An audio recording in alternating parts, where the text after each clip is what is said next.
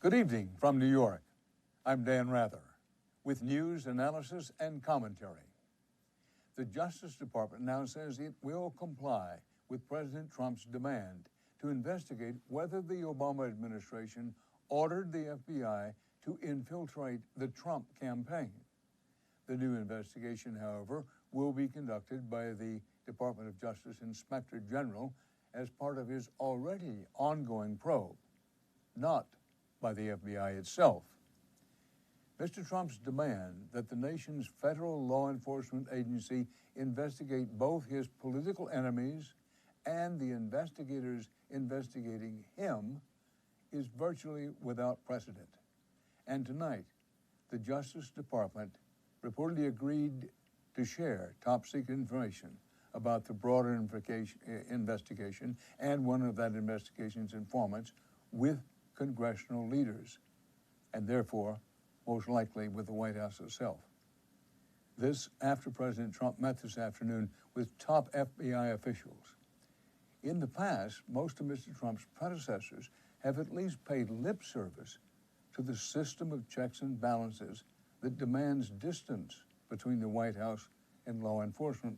But now, as allies fall like dominoes, the president is claiming that the Department of Justice and the FBI infiltrated an organization for political purposes. He is claiming that the warrant process for foreign surveillance can be abused and has been. And here's the thing. President Trump, up to a point, is right.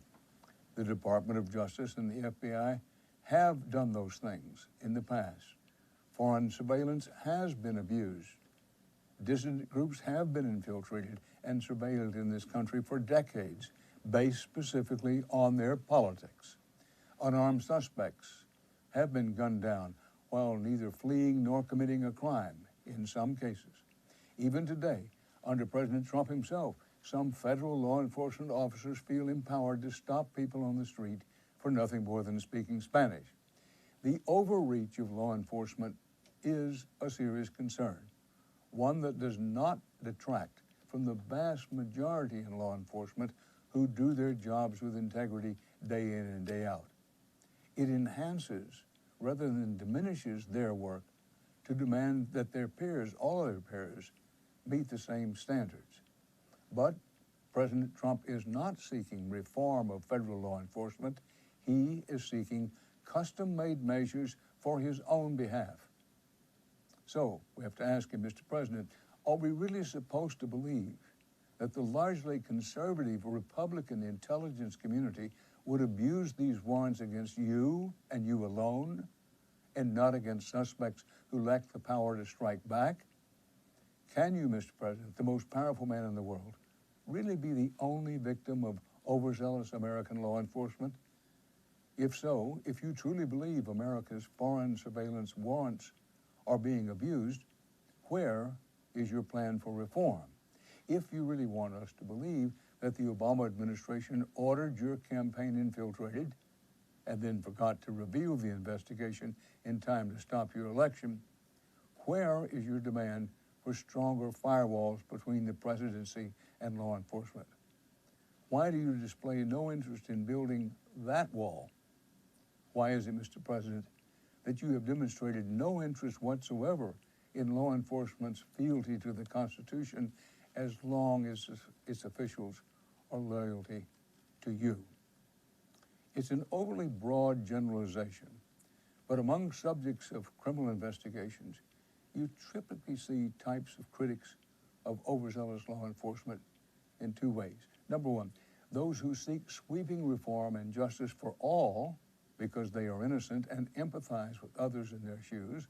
And number two, those who see only the threat law enforcement poses to them because they are guilty and empathize with no one. Let me add a postscript to the late-breaking developments of today. No question, the Department of Justice has caved in to President Trump's demands.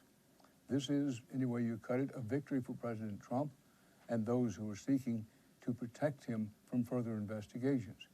Now, whether it's a good thing for the country and the integrity and the effectiveness of its intelligence gathering operations, well, We shall see, and you'll have to decide. Now, in Santa Fe, Texas, another school is burying its dead. 10 dead, 13 wounded. The first of those killed, a girl, not just any girl, a girl who reportedly had been the killer's target months before he squeezed the trigger. Her name was Shayna Fisher, and she had been rejecting his advances for months, a very real fraction of a life that lasted only 16 years. Months telling the same boy no and no again and again. The new NRA president, Oliver North, offered his explanation for why this keeps happening on Fox News. The disease in this case isn't the Second Amendment. The disease is youngsters who are steeped in a culture of violence. But young people today are in fact the least violent generation in generations. And boys today are no more entitled than boys were yesterday. Girls today, however, do feel more entitled to say no, and for that we're grateful. But their no's are being heard now in a toxic cloud of our own creation. We elected a president who boasted about using force, grab 'em, in his words, to pursue his sexual urges. The Republican Party does more than countenance his rhetoric. It sends him legislation to undermine the autonomy of women and girls. Mainstream media lend their megaphones to fringe figures who argue that male desire justifies forcing female compliance, mainstreaming the literal subjugation of women. And then we seed this toxic cloud with guns. No wonder it's so often misogyny pulling the trigger. It happens every day behind closed doors. The only wonder is it does not happen more in our schools and other public spaces. So my message to men and boys, those who would shoot the women and girls they cannot have, and those who shoot off their mouths about the women they cannot have, is this. You cannot have it both ways. You cannot reject political correctness and then demand to be loved despite the unlovely things you say. You cannot use your freedom and your rights to embrace ideologies of hate and then deny others the freedom to reject you for it. We've come a long way from the ways women were treated when I was a boy, but one thing remains true. The best way to win someone over is to be what they want, not demand they be what you want. Rejection doesn't make you a loser unless you reject her right to choose. If that means not being a jerk, try it. If that means rejecting hate instead of rejecting people, try it. Until then, understand that your desire does not oblige the object of your desire to do or feel anything. She does not have to read your email. She does not have to just listen. She does not have to give you a chance. You are not owed it. You are not owed her. You're not owed anyone, because no one is obliged to be with anyone else. Until you understand that, you'll always be alone. I want to tell you something about the gun used in Santa Fe, Texas, and I'll do so right after this. I see what we all see. The deep divisions, the endemic injustices, the uncertainty about our future. We have sometimes stumbled. We have sometimes fallen short. But we can renew our national purpose if we recognize that what unites us is far greater and stronger than all that divides us.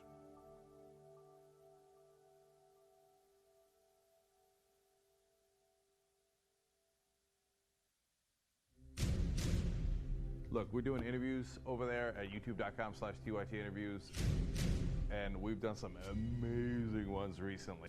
So now, of course, you know the person most widely considered to be the most progressive senator is Bernie Sanders. Yeah. Why not back him during the 2016 primaries? Why be a Democrat at all?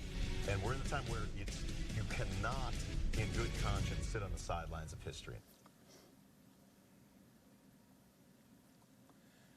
On Thursday, 9 Wall Street firms and big banks teamed up to rescue the Remington Arms Company from death. You may remember that Remington fell on hard times after one of its weapons was used in the Newtown, Connecticut school shooting massacre. Some of the families filed a lawsuit against Remington. Remington's sales fell off, especially after President Trump was elected and gun buyers no longer feared that the government would come take their guns. And lenders were hard to find. After Newtown, at least 30 banks reportedly turned Remington down. Then, after Parkland, Remington filed for bankruptcy.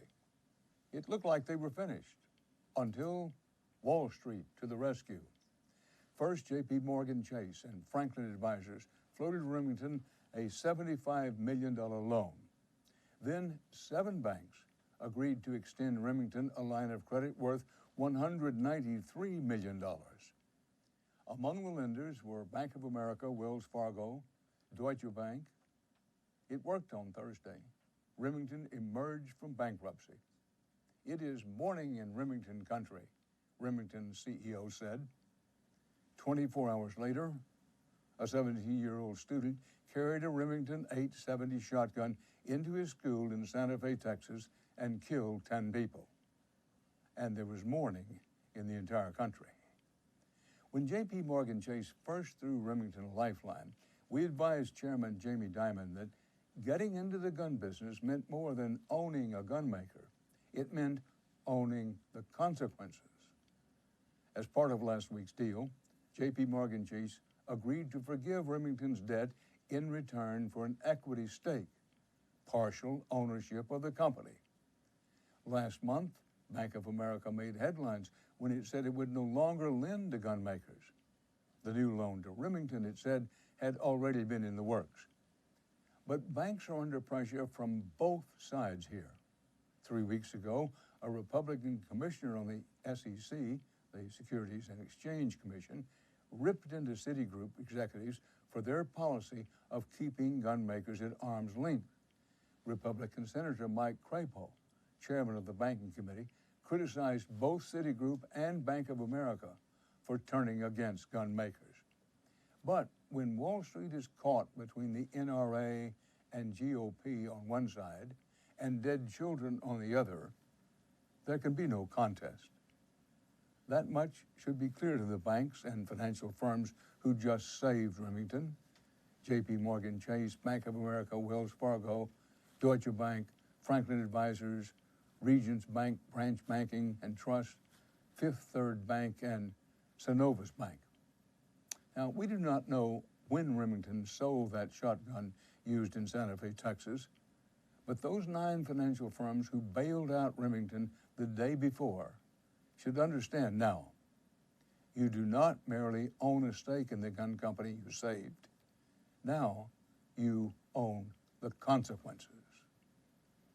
After the Parkland, Florida school shooting, we had a moment where some of the survivors seemed ubiquitous. It seemed that we had reached a tipping point in the national discourse about guns. But then the survivors faded from view.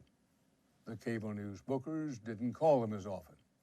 It seemed that the moment had passed. Well, not so fast. They may not be on our TVs as much, but new numbers indicate today's young activists are making a difference where it counts. After the Parkland school shooting, young people began registering to vote, registering in numbers they hadn't beforehand. That's according to new data reported by the New York Times. It's happening in swing states like Florida, North Carolina, and Pennsylvania. And they're not just registering to vote. Greater numbers of young people are reporting that they intend to actually show up at the ballot box. It's easy to be cynical about whether today's young people will actually follow through on that commitment. But here's the thing. The data show that cynicism itself is losing ground among today's young people. 2 years ago, young people were polled about the following statement, quote, "Political involvement rarely has any tangible results," unquote. The number who agreed at the time, 26%, was about equal with those who disagreed, 27%. Today, more than a third, 36%, disagree that political involvement rarely has tangible results. Fewer than one quarter, 22%, agree. Maybe we can thank the election of President Trump for clarifying so vividly just how important elections and voting really are. The importance of political involvement may also have been underscored by the failure of thoughts and prayers. Maybe that's why today's young people aren't just saying they're committed to voting, they're already working on it, participating in our democracy now, right now. Parkland students and their peers are building networks and organizing to register their fellow students to engage them in the project of American democracy. And that is the genius of our democracy. It holds within it levers of power that are movable for those willing to do the work. That's why I'm inspired today by both the democracy we have always had and by the young people we are now so fortunate to have. Because today's young people have rejected cynicism in the face of despair. Instead, they have rolled up their sleeves to make change happen the only way it ever does, through people choosing to make it happen, even if they're not on cable news. How President Trump failed to make it happen with China today is up next. Hey Dave, as you can probably see, Skype froze. Froze and crashed.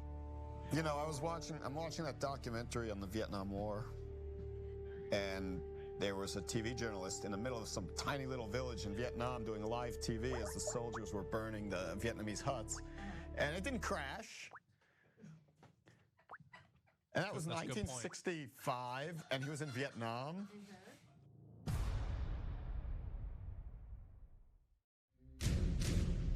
Look, we're doing interviews over there at youtube.com/TYT interviews, and we've done some amazing ones recently. So now, of course, you know the person most widely considered to be the most progressive senator is Bernie Sanders. Yeah.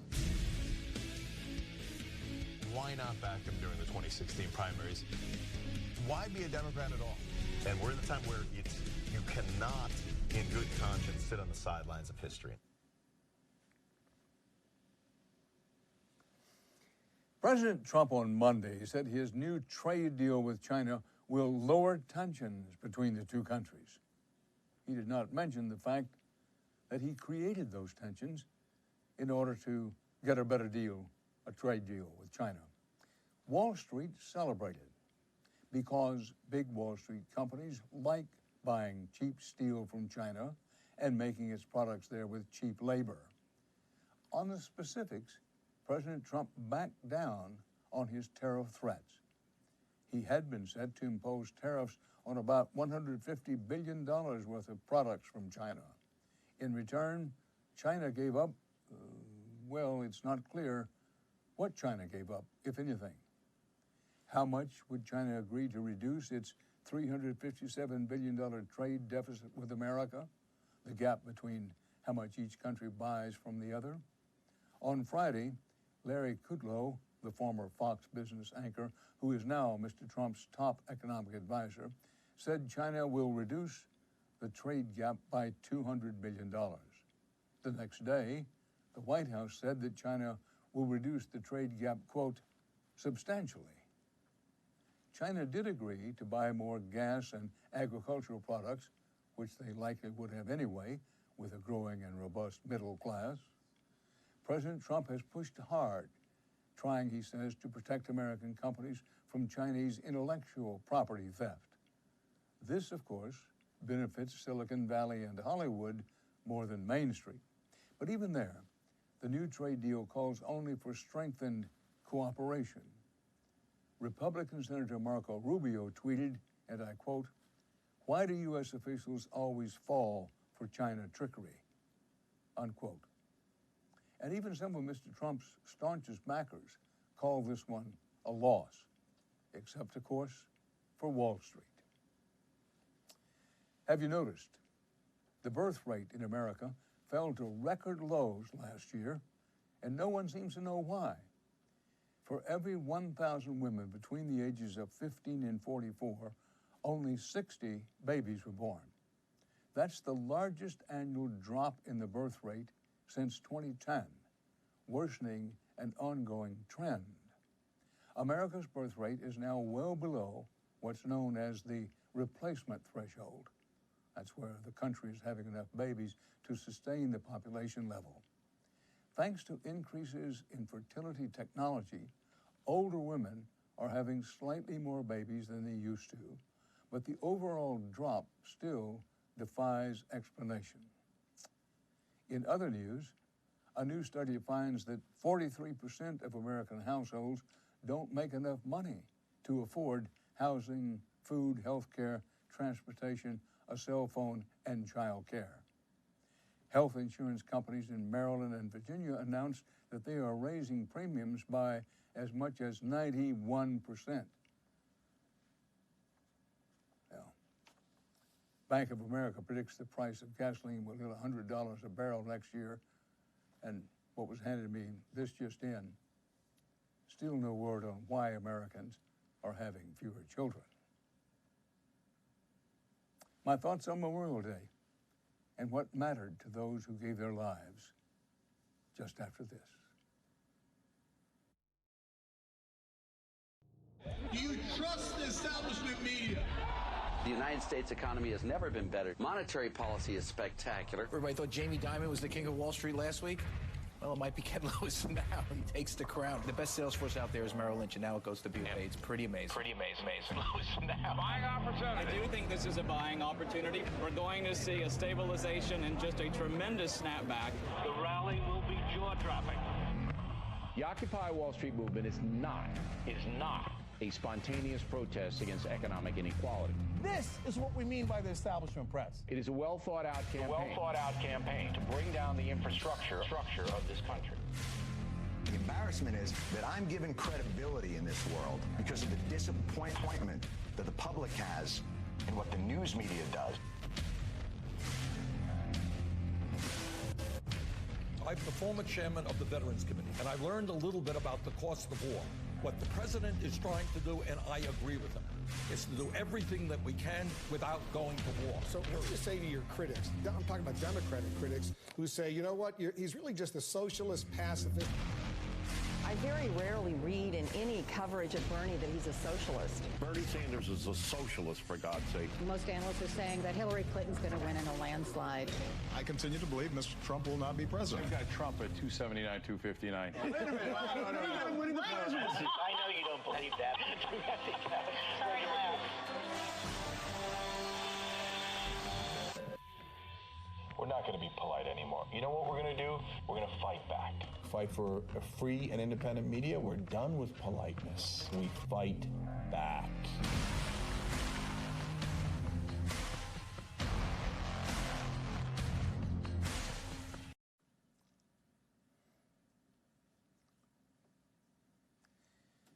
Finally tonight, a few thoughts about the long holiday weekend coming up. I never think of Memorial Day that I don't think about the years covering Americans at war on distant battlefields: Vietnam, Kuwait, Iraq, Somalia, Afghanistan, and other faraway places with strange-sounding names. It was always these Americans' sense of duty and sacrifice that struck me and stayed with me the deepest for the longest. Country boys from the heartland, urban kids from inner cities, and those from rural poverty, willing to die for our nation and their families. And many of them did die. Misguided and misused they often may have been, but few of them thought of it that way. They thought of duty, honor, country. About their missions, the overwhelming majority thought along the lines of Tennyson's old poem, "Theirs not to reason why, theirs but to do and die." It's a common belief that what fighters in war fear most is dying, being killed. My experience has taught no. What they fear most is letting down their comrades, the the soldiers, sailors, or airmen at their sides, on their left and right, and just ahead. That, and the fear of dying without anyone ever knowing what it was like, what it was really like in the fatal moment. With these thoughts in mind, my thoughts drift to Arlington National Cemetery just outside Washington, the final resting place for many of America's war heroes. Hallowed ground indeed. Carved above the entrance are the words of an old, little-known poem written by Theodore O'Hara in the 19th century. The poem is titled Bivouac of the Dead. The first stanza of it reads, "The muffled drum's sad roll has beat the soldier's last tattoo. No more on life's parade shall meet that brave and fallen few.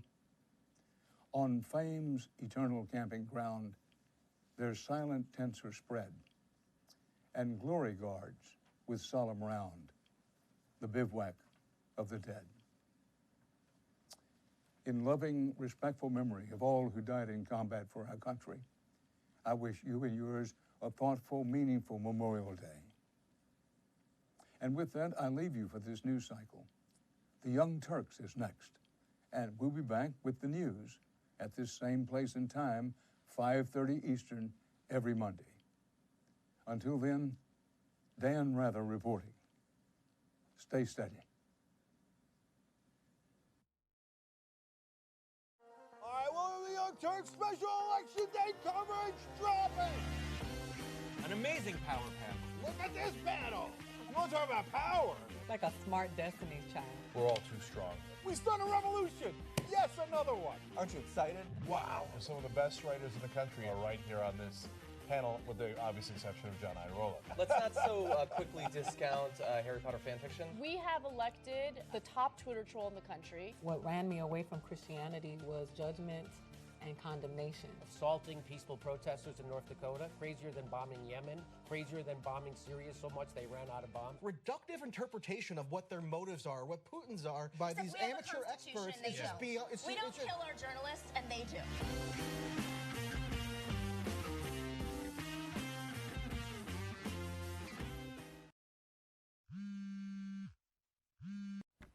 Hey, Cenk, what's up? Aaron, I want to do a YouTube live clip, but not live. Go.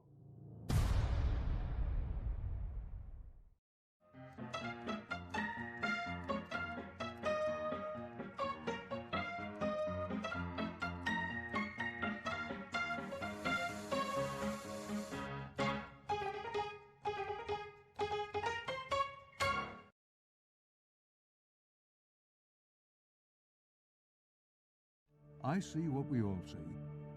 The deep divisions, the endemic injustices, the uncertainty about our future. We have sometimes stumbled. We have sometimes fallen short. But we can renew our national purpose if we recognize that what unites us is far greater and stronger than all that divides us.